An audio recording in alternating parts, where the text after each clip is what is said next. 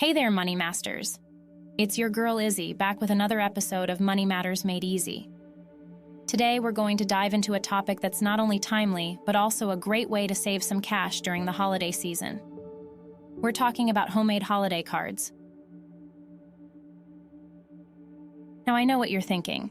Izzy, how can making holiday cards at home save me money? Well, let's break it down using an analogy we can all understand: baking a cake. When you bake a cake from scratch, you start with the basic ingredients: flour, sugar, eggs, and butter. You could go out and buy a pre-made cake, but it's going to cost you more. Why? Because you're not just paying for the ingredients, you're also paying for the time and effort someone else put into making that cake. The same principle applies to holiday cards. You could go out and buy a pack of cards, but you're not just paying for the paper and the ink. You're also paying for the design, the printing, and the packaging. Now let's take a look at the ingredients for our homemade holiday cards. First, you need paper. You can find packs of cardstock at your local craft store for a few dollars. Next, you need something to write with. You probably already have pens or markers at home. But if you want to get fancy, you can pick up some calligraphy pens or glitter glue. Then you need a design. This is where you can really let your creativity shine. You can draw a picture, write a poem, or even use a family photo. The possibilities are endless.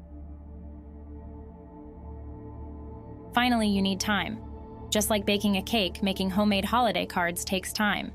But think about it this way: the time you spend making cards is time you're not spending shopping for cards. Plus, it's a great way to spend some quality time with your family or friends. So let's do the math. The cost of the ingredients for your homemade holiday cards is probably less than the cost of a pack of cards from the store.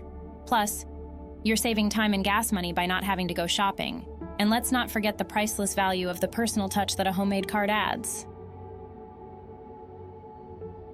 In conclusion, homemade holiday cards are not just a fun and creative way to express your holiday wishes. They're also a smart and economical choice. Before we wrap up, don't forget to hit that like button if you found this video helpful. And if you want to become a true money master, make sure to subscribe to our channel for more tips and tricks on how to make your money work for you.